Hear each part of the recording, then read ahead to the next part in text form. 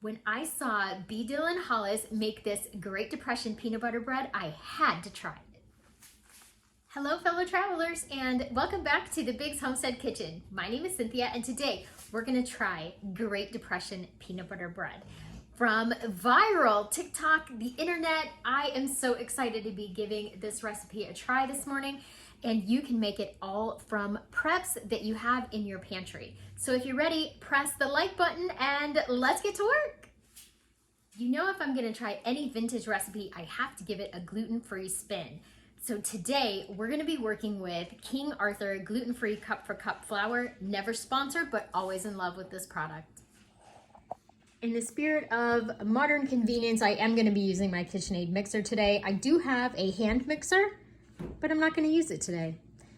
We have in this little dish 1 teaspoon of salt and 4 teaspoons of baking powder, 2 cups of flour, 1 1/4 cup of milk. That could be canned milk, that can be dry milk, it can be whatever kind of milk you want, shelf stable milk, doesn't matter. Let's do this.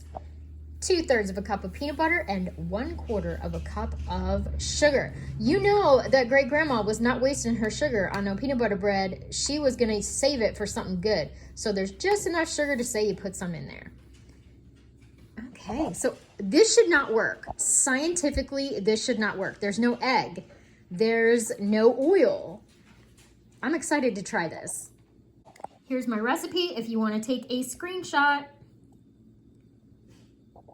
And let's normalize the background here. Let's normalize a working kitchen here on YouTube, the dark side, okay? We've got clean dishes, we've got dirty dishes, we've got everything. So they're just crunching away. This should go together so quickly. I'm not even gonna put you on time lapse. I don't even know. Okay, so they said that you sift your dry ingredients first. Do you know why they Do you know why they sifted flour during the Great Depression? It was because it had bugs in it. Yeah. My flour doesn't have bugs in it. We're gonna mix our wet ingredients. Lord help me. My big old thing of peanut butter. You know Dixie was chomping at the bit to get at this peanut butter this morning.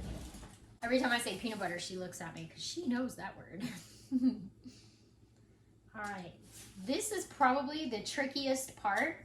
And I could have greased the cup first with a little butter, but I did not do that. Yuck. And I'm allergic to peanut butter, so I will not be trying this recipe, but I'm excited anytime that I can make a gluten-free version of a vintage recipe. Yeah. I put a little extra in there because I knew that there was going to be some waste getting it back out of that cup. We'll give Dixie some in a minute. Milk. Okay, and we're gonna put the sugar in now. We're gonna turn on the mixer, and I'm gonna go wash my hands. It looks mixed. Let's do our dry ingredients now. We've got a teaspoon of salt, 4 teaspoons of baking powder, 2 cups of flour. The disclaimer on the recipe says, dough must be soft enough to take shape in a greased loaf pan. Just gonna put a little butter in this pan and rub it around. I wanna show you what that dough looks like. It looks pretty good. It looks soft. When you touch it, it's crazy. Wow, okay. Let's get it out of here and put it in the pan. I don't know what I expected from this dough. It's soft. Like when it says the dough is soft, it really is. I guess that it would be more almost like a muffin dough, but it is. Huh. I would not have thought that the dough would come together like it did. It's very soft. It smells very peanut buttery. Faux show. Like you can tell this is peanut butter. I don't know if I can do this the wrong-handed. I'm left-handed, so I don't know what I got for you. It's a lot thicker than what I thought the dough is. I am a huge fan of gluten-free vintage recipe. So if you have a recipe that your grandma made or something like that and you would like to send it to me, please do. My email address is down in the description box below. I would love to try to make your grandma's recipe an updated, modern, gluten-free version. King Arthur gluten-free cup for cup flour brings it every single time and makes it so that I can have all of the goodies that people used to enjoy when they were kids. If you have a Great Depression recipe that is a favorite in your family, I would love to make that as well. So make sure you send me an email or message me on Instagram, because that is the best way to get me, for real. Message me on Instagram. This dough, very interesting. I think I'll spin you around so you can take a peek. All right. It almost feels like a peanut butter fudge dough. It's not sticky at all. It's greasy, which probably explains why it doesn't need eggs or oil. I don't know if this is how it's gonna stay when it bakes with my fingerprints in it. We have a huge thing of peanut butter over there, and we need to use that up. And Dixie, it does a good job at trying to get all that peanut butter out of there, but peanut butter's not really something we eat very often. Every time I say peanut butter, she comes over. Okay, I might try to pretty this up just a touch before I put it in the oven. I think we're ready to go in the oven. I got it set at 350. We're gonna go in for 45 to 50 minutes. The other disclaimer says, best 1 day old. Okay. Do you want some peanut butter? She said yes. Oh, Frosty. She's getting old. It is in the oven, looking good. I like this loaf pan because it's a little wider, so the loaves don't usually take quite as long to bake. I have 20 minutes left on my timer. Let's just check this out. Okay. Ooh, that looks good. It smells delicious. It's coming away from the edges of the pan a little bit, like seeing that. Okay, my timer just went off. How do we look? Let's see.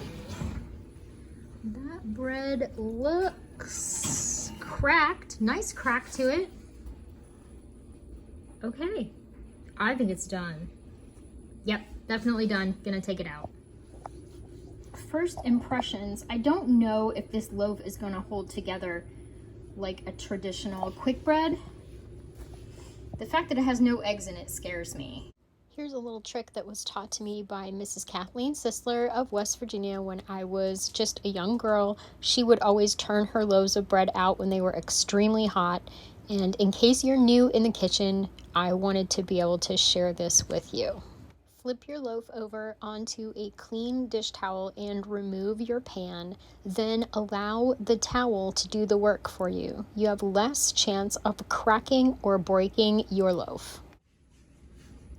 Bottom of the loaf, it's not as maybe crispy. It's nice and crispy on the edges. The bottom is slightly crispy, however, this is still very hot. It's nice and golden brown. It definitely smells 100% like peanut butter. That's where I stopped it. I think what we're gonna do is just let it cool. We're gonna leave it alone, cover it, and just let it cool down. Mr. B's right on time. He just got back from helping our neighbor, so we're gonna cut this and he's gonna try it while it's still hot. That is quite warm still. Okay, it looks really good. It looks cooked all the way through. It's not raw or anything. It smells a lot like peanut butter. Ooh, look how dirty those hands are. Good for you.